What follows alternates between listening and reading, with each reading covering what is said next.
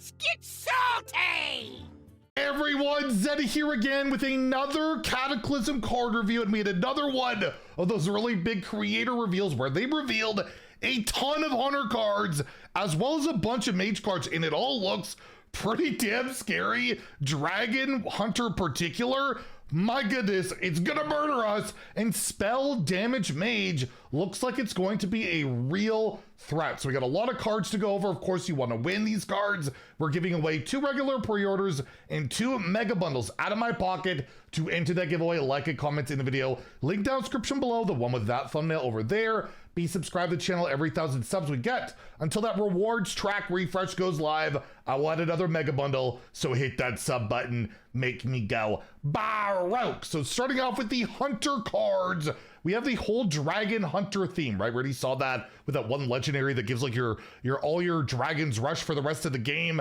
We have the Stone Talon Striker. It is a 3 mana, 3/3 minion with taunt, which is just not good, right? It's not even a dragon. However, while in hand, they play, play a dragon to become a 6/6 dragon. So as long as you play like a 1 or 2 mana, dragon before this on curve, you're playing a 3 mana 6/6 dragon with taunt, right? That's pretty good. That seems really good. Obviously, it's not amazing as a top deck on turn 3 because, well, I can't really play it active, but probably on turn 4 I can. It's not that hard to get the condition off, right? Especially there's so many of these cards we're getting right now are going to be so good. Going first and making a mulligan, right? Oh no, that whole problem might be getting worse with some of these cards. But regardless, if you're playing a Dragon Hunter, why would I not play this? It just seems really solid. It's a ton of stats, and I guess in the late game that 6/6 dragon can have rush because of that, that new card that we're getting as well. The legendary just seems really solid. A lot of these Dragon Hunter cards seem really good, and we already know dragons are pretty good in Hearthstone right now. So I'm willing to give this I'm gonna go a 3 out of 5. I won't go like crazy. That's a 4-star card. It's narrow. It's only in dragon decks, and again, there is the downside that I need to play the dragon, have this in my hand. But overall, it does seem like a very playable card. Guess what? In Wild, it's too slow, of course. Even though you have like a million cheap dragons and all that, I just don't think it's like super prevalent. Even though they have like there was a whole Dragon Hunter thing in Wild before, but I'll give it a 2 there. I don't think it makes the cut, and also good arena card where a 3 and a 3/3 taunt. It's not amazing. It's like the Iron Fur Grizzly, if I remember correctly. But it's not the worst thing in the world if you can't play it active. Next is a really scary card in the Ebon Scale Scout, a 6 mana 4/4 epic minion with Battle Cry. Deal damage equal to this minion's attack. While in hand, play a dragon to become an 8/8 dragon. So no matter what, this is a 6 mana 4/4 that can deal 4 damage to anything.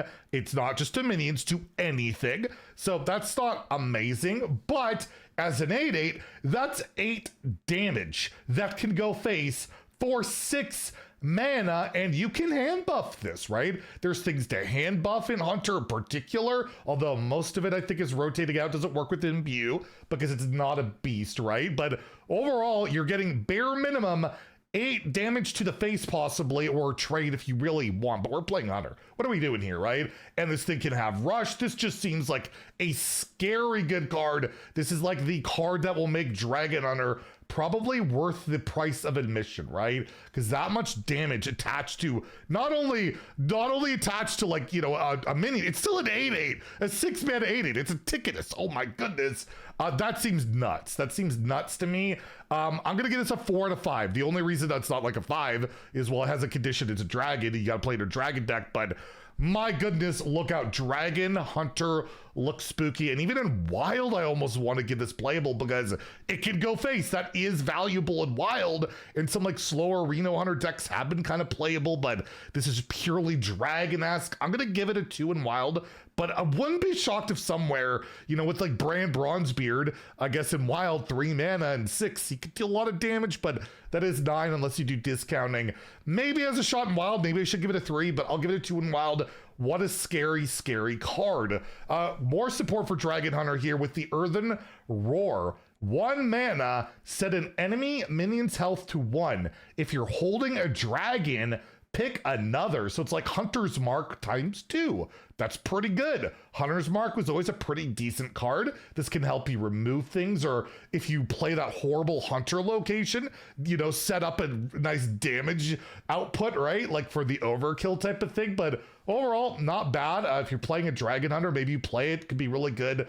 Like with a cheap burn spell as well to just combo with it, or a damage battle cry. Not the 8 damage one. You probably don't want to do that, but not bad. I could see seeing some play again in Dragon Hunter. Obviously, could even see play without dragons. Hunter's Mark wasn't a terrible card, and this is that. Better. Power creep, right? Or although Hunter's Mark used to cost 0 way back in the day.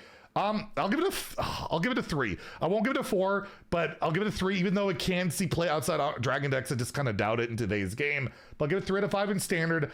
I'll give it a 2 out of 5 in Wild again, where I don't remember the last time I saw Hunter's Mark there, and there's better removal, and I don't think, again, Dragon Hunter's going to take off there, but again, it could possibly happen. Also have a new 1-drop that's probably going to see a play in almost every Hunter deck, or like, why not? The Reinforcement Rallier, a 1 mana 2/2 minion. That's good. It's also got elusive, so you can't just, like, you know, Infested Breath this if you're a Deathite, and I play a lot of Deathites, so of course it's a card to think about. But yeah, just a really annoying cheap 1-drop, and we have like the no-hand Hunter that wants to dump cards, play cheap minions. That can work well with that, and it's just all around solid. Why do I not want to play a 1 mana 2/2 that might be hard to remove unless I'm playing, a combo-ish style Hunter, a slower Hunter? But we're looking at like dragons right now. I know it's not a dragon, but you're not going to play just dragons, and just any other type of really solid Hunter deck. I'm going to give this a 4 to 5. It's not sexy. It's not, you know, the most unique effect out there. It's just cheap stats with elusive. That seems really good. So yeah, I imagine this sees plenty of play in plenty of Hunter decks. 4 to 5 in Standard. And if there was like maybe odd Hunter like made a comeback in Wild or something, you could slot that in there as just a pure aggro card. Because I've even seen like the 1 mana 2/2 that's neutral, right? I've seen that before. I'll actually give it a 3 to 5 in Wild for those aggressive decks. It could see play there.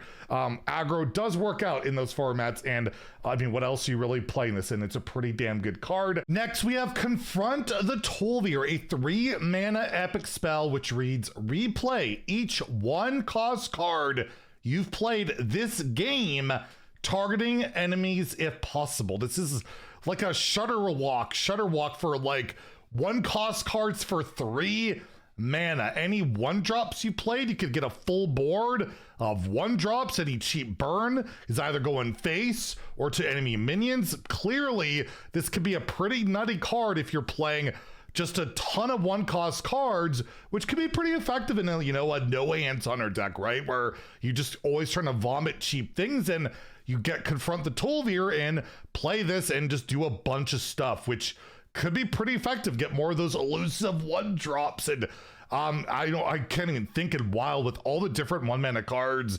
Is there like somehow an infinite loop with like the play dead thing? Already saw some people talk about that with the discard neutral card coming up.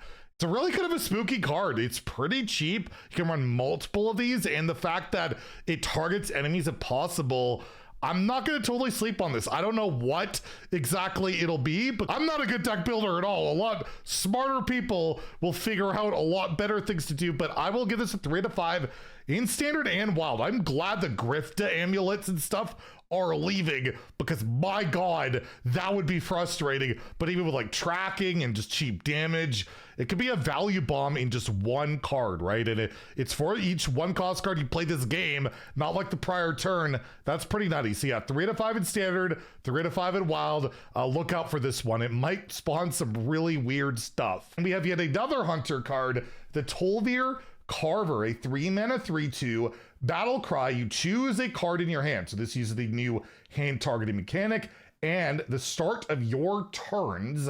So I guess you can keep every turn, it'll keep decreasing by 1. It's the pluralized version indicates that, you know, this will keep decreasing turn after turn after turn, reduce its cost by 1. So you could play this on 3 on like your colossal minion. That's what, 7, I think. I can't remember. I'll put the colossal there so you can see it. Then it'll be a mana cheaper, and then you could play it potentially sooner than normal, right? And you get to pick with this card. you get to choose with this card. So it's not random. You get a pure upside on that. And that seems pretty good. That seems really spooky for like decks that are playing expensive cards. And yeah, it might take, you know, a little bit to get there. And you do have to play a 3-mana 3/2 that doesn't do anything. That can hurt a lot, but this can set up combos. This can set up some scams. But again, it is only at the start of your turn and it's by 1. I don't know if the card costs 1 and if it'll work with that prior spell. I feel like maybe, but I don't know if that's something you're really going to go for.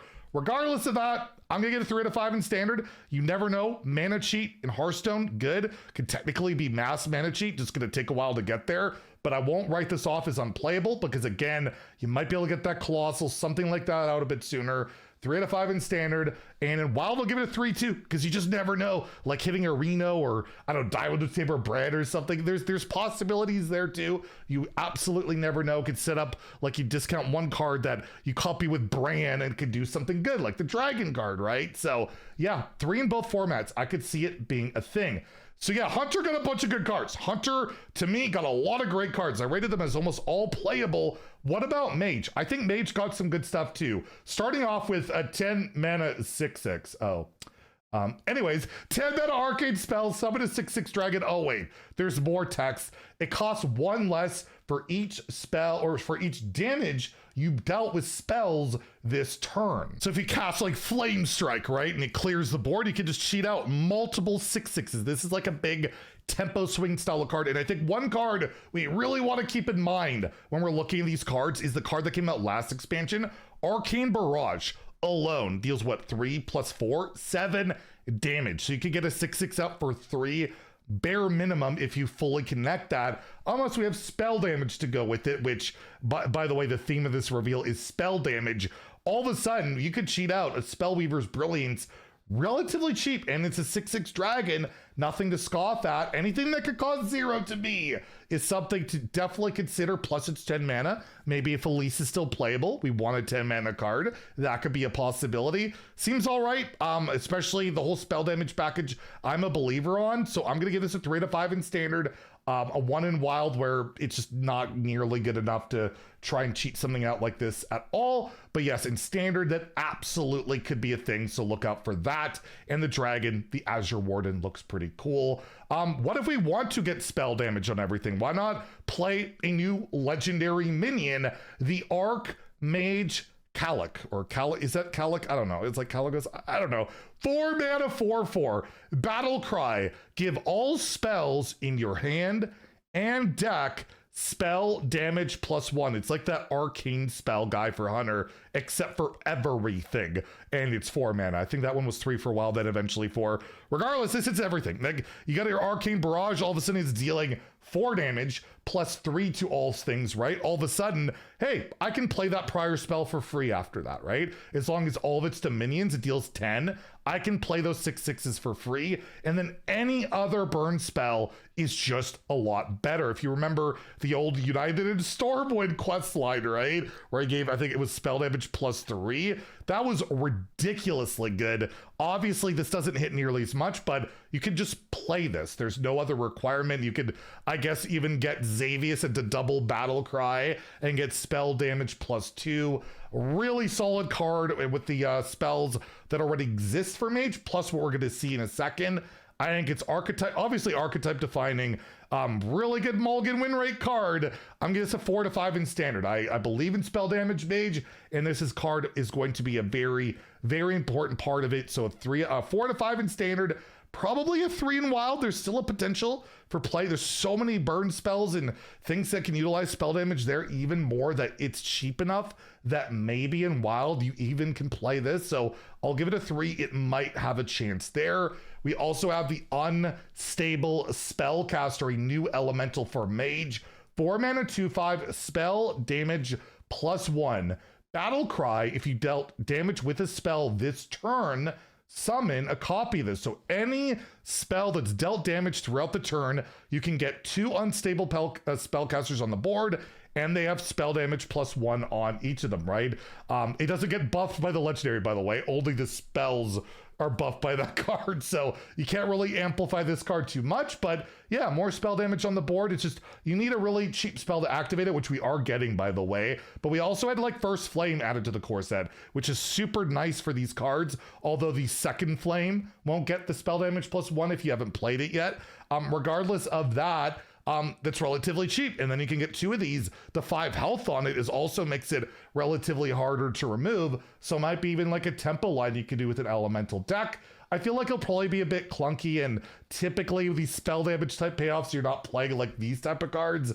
I'm leaning more towards a 2 out of 5 in standard on this one. That'll be a little bit too expensive to really utilize this, but you never know, could be wrong on it, but I'll go with a 2 out of 5 in standard, and in 1 in wild, where I think absolutely it'll be too slow. But yeah, speaking of a cheap spell to use with this card is amazing. The Sleet Storm, a 1 mana frost spell, deal 2 damage, deal 1 damage to a random enemy minion. So if you have spell damage +1 on this, this is 1 mana, deal 5, 3 that can go face, 2 to a random enemy minion. This is great for early board control, right? You could easily kill off like a 2 minions, perhaps like a token or whatever, and like a 1/1 easily, or a 3 health minion. Just hit the 3 health minion directly. It's dead.